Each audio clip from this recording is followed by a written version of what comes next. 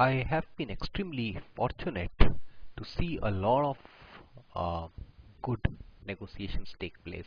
Some of them are really high value, some of them are not so high value, but at the same time very, very important and critical negotiations. There have been negotiations where the client had no choice of vendor, but at the same time they did not go by the price that the vendor quoted, even though it was a single vendor offering. They negotiated the price down, they negotiated the terms of service and the terms of delivery to what they wanted. So what is this negotiation skills all about? So negotiation is much more than a skill. So when we look at negotiation, there are a few aspects which are important in it.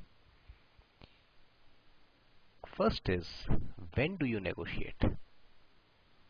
I've seen some organizations go to a prospective partner and say that, you should, if you do business with us, we will give you 30% discount and etc., etc.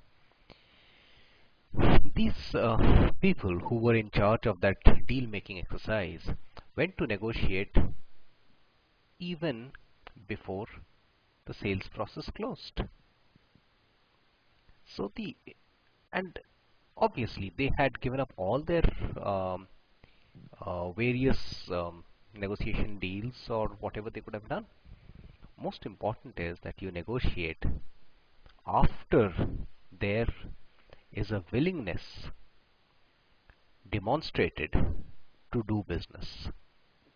So only when both parties, the buyer as well as the seller, have agreed to do business, that's when the certain definite terms have been arrived at. And once the next step is that how to freeze these particular terms, at what price, at what delivery, at what's the quality, what is the interval at which the supply will be done. So many things are there. What is the maintenance schedule? What are the spare parts? Who keeps it? What is the uptime? There's so many things to negotiate on. And when there's a large agreement to do business together, that's when the negotiation starts. The crux of negotiation, who gets the negotiation, between the buyer or the seller?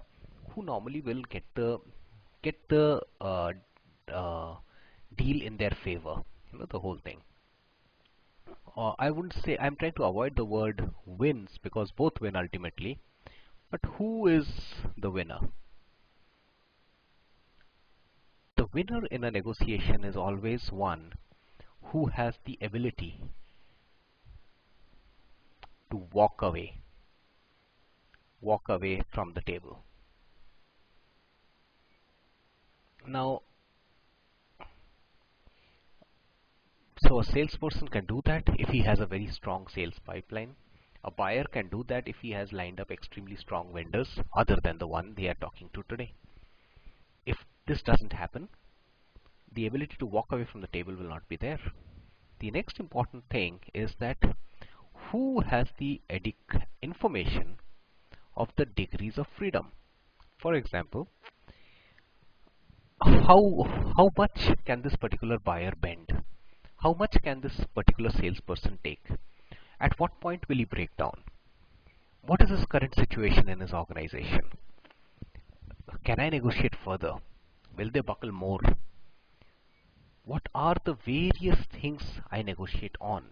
Can I introduce new parameters to negotiate? So these are several things which are the degrees of freedom. I have witnessed 2 or 3 very interesting negotiations. One was for an IT company where the client had designed a web-based game kind of a thing where there is a seller A and a seller B and a seller C. All have to quote their prices in round 1, round 2, round 3, and the person who gives the least price gets the deal. Well, the IT companies bid, they made their strategies, and obviously someone got the deal. But I think in this case, it was literally the buyer who negotiated very hard because he had the ability to walk away from the table and he had done his homework well. All the 3 companies here were not in a position to do the negotiation at all, so therefore they were into a very, very intensive price negotiation. The other one was a large engineering company where um, where there was a sole high pressure pump provider.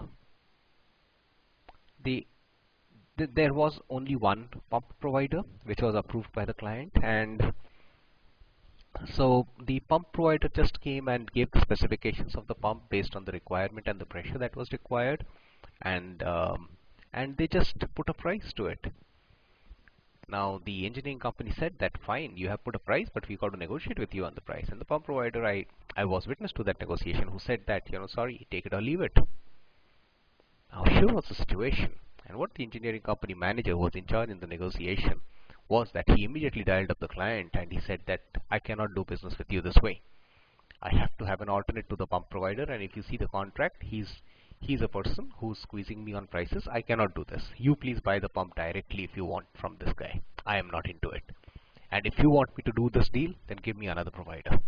So what did he do was he increased his degree of freedom. The client was under pressure, the pump provider was under pressure, and what happened was that the engineering company got a name of another pump provider, and then a normal negotiation pursued. The same company got the deal, but at 75% reduced price, and on the terms and conditions which the engineering company of the payment had decided. Now, negotiation is more a skill and an art. One of the most important things in negotiation is that it's important to know the person who's negotiating, his situation. It's important to know the scenario very well.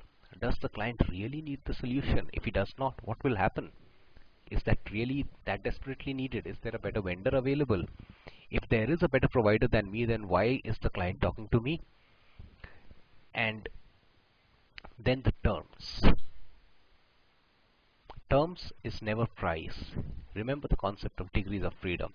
The more terms you have listed here, the more easy it is for you to negotiate. So some terms can be price, delivery schedules, it can be maintenance, it can be warranty, it can be you can just make the list on and on. Yeah? Value adds, it can be spares.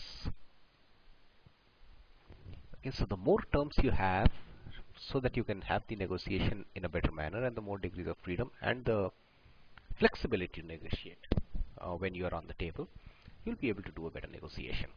Now, having done all these, now we come to the discussion of negotiation. So when you look at the discussion of negotiation, there are actually just two things to do. One is manage the agreements and manage the disagreements. Expert negotiators are one who, in spite of having a grueling negotiation session, are able to manage this bit very well. They write down, okay, here are the 4 terms that we have agreed on, here are the 3 that we do not agree on. Okay, so let's get cracking on the other 3. And they just go on and on and on. And the ability to hold the tenacity during this whole negotiation. So manage agreements and manage disagreements. If one can do it well in a negotiation process, it provides a healthy climate,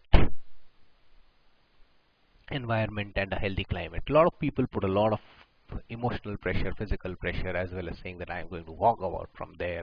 I've seen these things as well.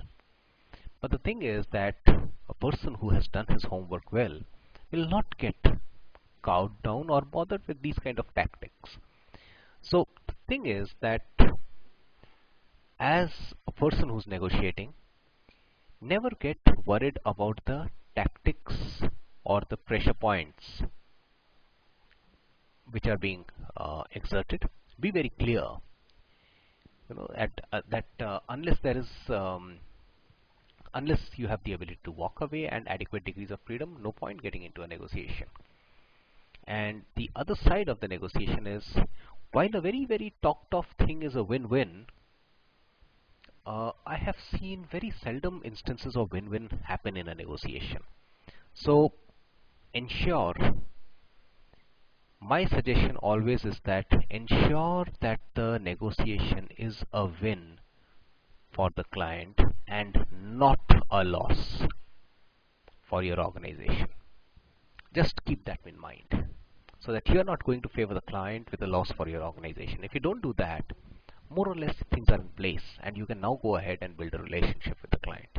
And once you build a good relationship, you can always increase the price and you can always have larger contracts and more higher value added things done at the client end. So while you're negotiating, don't go on to the pressure tactics. Try for a win-win, but ensure it's a win for a client and not a loss for your own organization. There's a lot of literature available on negotiation on the web and several training programs, but I always feel that the fundamentals of negotiation remain the same. So when you go for the negotiation next time, take time and think on the degrees of freedom. Understand to what extent you are going to negotiate, to what extent you are not going to negotiate. Have an intelligent discussion with the client. Don't only negotiate on price. If you don't have adequate degrees of freedom, create new. Do not go into an only price discussion. It doesn't help. So keep a watch on negotiation, and whenever and yes, the fundamental is that never negotiate early.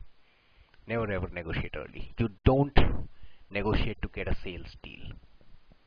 Negotiate only when there is a fundamental level of agreement to do work.